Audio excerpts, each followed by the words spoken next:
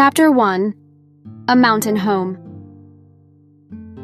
It was a hot morning in June in the Alps. Heidi walked behind her aunt named Diet. They were walking through the village and up the mountain.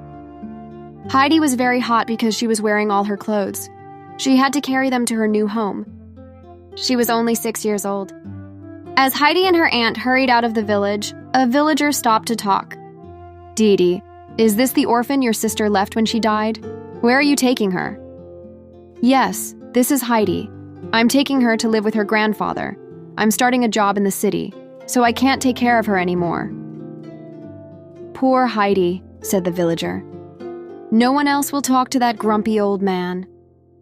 While Diet was talking with the villager, Heidi met a boy named Peter. He was the village goat herder. Every morning Peter came to the village to get the goats. He was going to take them up the mountain. Heidi followed him up the mountain. She couldn't keep up with him because of her heavy clothes, so she took off all of them except her underwear. Then she danced behind Peter. He thought she was funny. The two children began laughing. Diet caught up with them. "Where are your clothes?" she asked. "I don't need them," Heidi said. "I want to run free like the goats." Aunt Diet scolded Heidi and sent Peter to get her clothes. They walked for another hour. Near the mountaintop was grandfather's hut. The old man was sitting in front of the house. Heidi ran up to him and held out her hand. "Hello, grandfather," she said. He held her hand and stared at her. "Good morning, uncle," said Diet. "Heidi must stay with you now." She explained why she couldn't take care of the child anymore. The old man was angry. "You can just get out of here," he yelled at Diet. Aunt Diet said goodbye to Heidi very quickly and left. Heidi looked around her new home. "Where can I sleep?" asked Heidi. "Anywhere you want," answered grandfather. Heidi saw a ladder behind the bed. She climbed the ladder up to the loft. The loft was filled with fresh hay. "I'll sleep up here," said Heidi happily. Heidi followed grandfather everywhere. She watched as he made a new chair for her. When the sun was setting, Heidi heard a whistle. It was Peter bringing the goats home. Grandfather had 2 goats. Their names were Daisy and Dusky. Heidi liked them at once. The next morning, Peter's whistle woke Heidi. She got ready to go with Peter. She was excited. The mountain was very beautiful. Heidi picked flowers and chased the goats. Peter told her all of the goats' names. Heidi was sad when she heard that a little goat had lost its mother. She promised to take special care of that goat. By now, the sun was setting. It spread a golden glow across the tops of the mountains. "Peter!" cried Heidi. "The mountains are on fire!" "Don't worry," replied Peter. "That happens every day. It means it's time to go home." Heidi went up the mountain with Peter every day during the summer. She grew to be healthy and strong. She was as free as a bird. But when the fall came, grandfather made her stay at home. He was afraid the strong winds would blow her off the mountain. She spent the days helping him make cheese. Then came the winter and lots of snow. Peter went to school in the winter. One day he came to the hut. He told Heidi that his grandmother would like to meet her. She wanted to go. But grandfather said the snow was too deep. A few days later, the snow finally stopped. The sun came out, and grandfather said she could go out. He put Heidi on his sled. The sled raced down the mountain very fast. Grandfather stopped the sled in front of Peter's small hut. Heidi met an old woman that was sewing. "Hello, Granny," said Heidi. Granny smiled and felt Heidi's hand. Granny was blind. "Why can't you see?" asked Heidi. "I can't see," Granny said kindly, "but I can hear." Heidi spent the rest of the winter with Granny. Sometimes grandfather came and fixed the windows and chairs in Granny's hut. Chapter 2. Heidi goes to Frankfurt. It was near the end of Heidi's second happy winter with grandfather. One day, the village pastor came to the hut. He was angry at grandfather because Heidi wasn't in school. "Heidi doesn't need school," argued grandfather. "She'll grow up here with the goats and the birds. They won't teach her any bad ideas." "She must learn to read and write," the pastor argued back. But he couldn't change Grandfather's mind. The next day, Aunt Deet came to the hut. "I have a wonderful opportunity for Heidi," she said. "Heidi is going to live with a wealthy family in Frankfurt. She'll be a companion to their little girl." "Heidi is happy here," Grandfather said rudely. "She doesn't need to go to Frankfurt." Aunt Deet said, "This is a chance for Heidi to go to school and church." "Fine," yelled Grandfather. "Then take her and don't ever come back." Heidi didn't want to leave Grandfather to go to Frankfurt, but Aunt Deet lied to her that they would be back in a day or two. "You can even bring fresh bread for Granny," said Aunt Deet. This idea pleased Heidi. Granny had trouble eating black, hard bread. They left so quickly that Heidi couldn't even say goodbye to Peter. Dete took Heidi to a large house in Frankfurt. A rich man named Mr. Sesemann owned the house. His daughter Clara had to stay in a wheelchair. Her mother had died a long time ago. Now Ms. Rottenmeier was looking after her. Ms. Rottenmeier took a look at Heidi. She did not like her old clothes and hat. She didn't even like Heidi's name. "Is Heidi a real name?" Ms. Rottenmeier asked. "Her mother named her Adelheid," Aunt Deet explained. "Then we shall call her Adelheid," said Ms. Rottenmeier. Later, when Ms. Rottenmeier was away, Clara said, "I'll call you Heidi if you want." "It doesn't matter," said Heidi. "I'll be going home tomorrow with some fresh bread." "No," said Clara. "You came here to keep me company." At the dinner table, Heidi was happy to find fresh bread on her plate. She put it in her pocket. A servant, Sebastian, brought a dish of food for Heidi. She didn't know what to do with it. She had never eaten this way before. Then Miss Rottenmeier told Heidi how she should behave at the table for a long time. But while she was talking, Heidi fell asleep. When Heidi awoke, she didn't know where she was. She remembered that she was in Frankfurt. She was afraid. A few days later, Heidi went for a walk while Clara was resting. Sebastian told her to look at the whole city from the church tower. When she climbed up to the top of the tower, all she could see was buildings. There were no mountains and trees. The church keeper could see that she was disappointed, so he showed her a basket of kittens. "You can have them," he said. "I'll deliver them to your house." "Oh, yes," said Heidi. "But can I have 2 of them now?"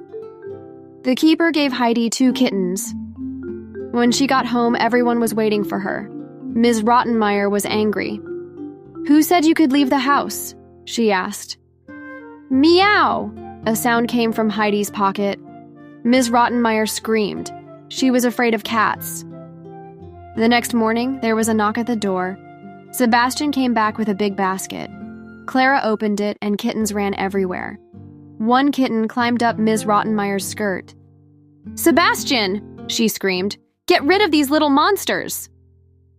That evening, Ms. Rottenmeier decided to punish Heidi. She said, "I'm going to lock you in the cold basement."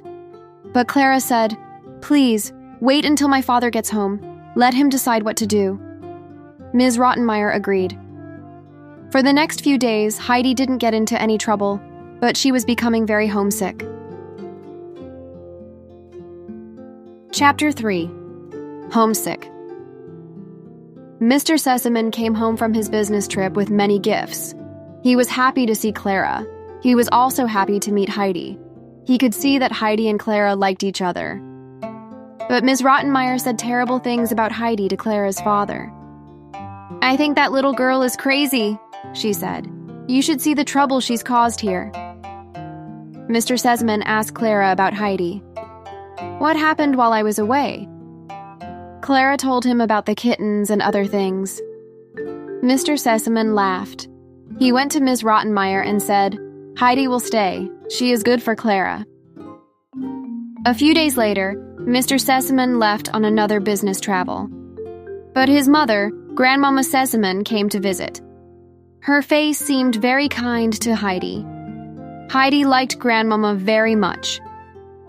One day, Grandmama showed Heidi a book. She wanted to help Heidi with her reading. In the book, there was a picture of a boy with goats on a mountain. The picture reminded Heidi of Peter, so she began to cry. She was very homesick. Grandmama told Heidi she could have the book when she learned to read. From then on, Heidi tried very hard to read. That night, she prayed to God to help her read and go home. After a week, Grandmama heard Heidi reading to Clara. She gladly gave Heidi the picture book. It was time for Grandmama to leave the house. After she left, something strange started happening at night. Every morning, the front door was wide open. Sebastian locked the door tight every evening, but in the morning it was open. It was a mystery. One night, Sebastian and another servant stayed up to watch the door. Then the wind blew the candle out. The house was totally dark, and the door was open. Sebastian saw a small person in white run up the stairs. He thought it was a ghost. He told everyone there was a ghost in the house. 2 days later, Mr. Sesman came home. He and his friend, Dr. Klassen, stayed up to watch the door. Late that night, they heard the door opening. There was a small person in white clothes. It was Heidi. "What are you doing?" asked Mr. Sesman. Heidi looked confused. "I don't know," she answered. "Every night I dream I'm back with Grandfather." "She's been sleepwalking," said Dr. Klassen. "She must be very homesick. The only cure is to send her home." The next day, Mr. Sesman prepared to send Heidi home. Clara was very upset when she learned Heidi was leaving, but her father promised her she could visit Heidi with Grandmama very soon. Chapter 4. Heidi returns. Sebastian and Heidi traveled to her village. All of the villagers were surprised that Heidi came back to live with her grandfather. The first place Heidi ran to was Peter and Granny's hut. Heidi cried and sat on Granny's lap. She gave Granny a basket of fresh bread. Then she climbed the mountain to see her grandfather. He was sitting outside the hut, just like the first time she saw him. "Grandfather!" Heidi cried. She threw her arms around him. Grandfather cried for the first time in many years. "So you've come back," he said. That night, Heidi slept in her old bed in the loft. It was the best night of sleep she'd had in a long time. The next day, Grandfather woke Heidi. "Put your best clothes on," he said. "We're going to church." They went to church in the village. Grandfather spoke to the pastor. "I've decided to move to the village for the winter. Heidi will go to school." The villagers were surprised to see Grandfather and the pastor talking like friends. On the way home, Grandfather told Heidi, "I never thought I would be this happy again. It was a good day when God sent you to me." That fall, Peter often asked Heidi to herd the goats with him, but she told him she was too busy. She was cleaning the hut. She was also waiting for her friends from Frankfurt to visit. One day, she looked down the mountain and saw somebody coming. It was Dr. Klassen. Grandfather and Heidi greeted him. "Where are Grandmama and Clara?" Heidi asked. "I'm alone," he said. "Clara has been sick. She can't travel until springtime when the weather is warmer." Heidi was sad, but she was glad to see Dr. Klassen. Grandfather gave Dr. Klassen a mug of fresh goat's milk and some golden cheese. "This will be a good place for Clara to get well," said the doctor. That winter, Heidi and Grandfather moved down to the village. Grandfather rented a small hut there. Heidi missed the mountains, but she was very happy to go to school.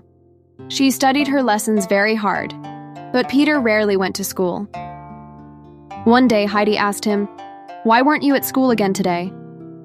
"I couldn't stop the sled," lied Peter. "It went straight through the village. I couldn't get off. Then it was too late to go to school." "If you do that again," said Grandfather, "you're going to get in big trouble with me." When Heidi and Peter came to visit Granny, she was very sick. Granny couldn't get out of bed. Heidi read to her to cheer her up. She thought Peter should learn to read. Then he could read to Granny, and maybe she would get well. The next day at school, Heidi said to Peter, "You must learn to read, so then you can read to Granny." "I can't do it," Peter replied. "I'm going to teach you," said Heidi. Reading was very difficult for Peter, but Heidi made him learn the ABCs with a book from Clara. Then he began to read a few words. A few weeks later, he could read to Granny. The whole village heard that Heidi got Peter to read. Everyone was very impressed. Chapter 5. The Mountain Miracle. When spring came, the mountains turned green again. Then Grandfather and Heidi moved back up to their hut on the mountain. One day, Peter brought Heidi a letter. It was from Clara. "Clara and Grandmama will be here in 6 weeks," cried Heidi. She was very excited, but Peter was not. He was angry and jealous. One morning in June, Heidi saw them coming up. One man was pushing Clara in her wheelchair. Another man carried their things. Grandmama rode behind them on a horse. Clara and Grandmama were amazed at the beauty of Heidi's mountain home. "Oh, Heidi!" cried Clara. "If only I could run over the hills with you." "Don't worry," said Heidi. "I'll push you everywhere." Then Grandfather served everyone big mugs of goat's milk and toasted cheese. They ate happily outside in the gentle breeze and sunshine. When Clara saw Heidi's bed in the hayloft, she said, "It must be wonderful to look at the stars while you go to sleep." Grandfather asked Grandmama, "Why don't you let Clara stay here with us while you stay in the village?" Grandmama agreed. "I think it will be very good for Clara's health to stay here." As the days passed, Grandfather grew to like Clara very much. He told Peter to feed the goats the best grass. They made extra good milk that would make Clara strong. While Clara stayed with them for 2 weeks, Grandfather helped her stand. Standing made her legs and feet hurt very much, but each day she tried to stand a little longer. Heidi begged Grandfather to carry Clara up to the top of the mountain. That was the place where there was the most beautiful. But Grandfather said he would do that only if Clara could stand on her own. Heidi was excited and told Peter, but this made Peter angry. He wanted Clara to go away. The next morning, Peter went up to the hut. He saw the empty wheelchair outside. He kicked the wheelchair with anger. The wheelchair went rolling down the side of the mountain. Peter was so afraid, he ran away without taking the goats. Grandfather and Heidi came outside and found out the wheelchair was gone. They looked everywhere for the wheelchair. Grandfather saw it down below the mountain. The wheelchair was in pieces. It was destroyed. "It must have been the wind," said Heidi. Clara began to cry. "Now I'll never be able to go up the mountain." "That's okay," said Grandfather. "I'll carry you up. By the way, where is Peter?" Grandfather picked up Clara, and they walked up the mountain. The goats followed them. When Grandfather saw Peter, he scolded him for forgetting the goats. "Did you see Clara's wheelchair?" asked Grandfather. Peter just shook his head to say, "No." Grandfather left the children on top of the mountain and went back home. After lunch, Heidi wanted to take Clara higher to see the prettiest flowers. "Peter and I can carry you," Heidi said. They pulled Clara to her feet, but suddenly she began to take a step. "I'm walking!" she shouted. When Grandfather came to get them later, he was happy to see Clara walk. Clara practiced walking for the next week. When Grandmama came up the mountain, Clara surprised her. She cried with joy when she saw Clara walking. "Thank you so much," she said to Grandfather. "Your kindness and care have done this for her." "And God's sun and the mountain air," Grandfather replied. Then Grandmama decided to send a letter to Clara's father. She wanted him to come early and join them for the surprise. Mr. Sesemann had almost arrived at the hut. He expected to meet Clara and Heidi in a moment. Clara was waiting at the hut with a surprise for him. They saw him getting close to the hut. Then Clara stood up and walked to him. Mr. Sesemann was surprised and cried, "It's a miracle!" Mr. Sesemann thanked Grandfather and Heidi for helping Clara. Grandmama saw Peter hiding behind the hut. "Young man," she said, Why are you so afraid of us?" "I think Peter was the wind that blew Clara's wheelchair down the mountain," said Grandfather. Grandmama took Peter aside. "What you did was very bad, but I understand how you feel," she said. "I hope you will always remember us." Peter became happy. Later, Mr. Sesamon asked Grandfather if there was any way he could repay him. Grandfather thought for a while. Then he said, "Will you promise to take care of Heidi when I die?" Mr. Sesamon promised he would, and the men shook hands. It was time for the Sesamons to leave. Clara was sad, but Heidi said to her, "Don't worry, soon it will be summer again. Then you can come back and see us." Heidi stood on the mountain and watched her friends leave. She waved until she couldn't see them anymore. Shortly after, Dr. Klassen came to live in the village. He bought a hut and shared it with Grandfather and Heidi in the winter. He told Grandfather that he thought of Heidi as his own child. He promised to always take care of her. Heidi spent another happy winter in the village. All around were people who cared for her.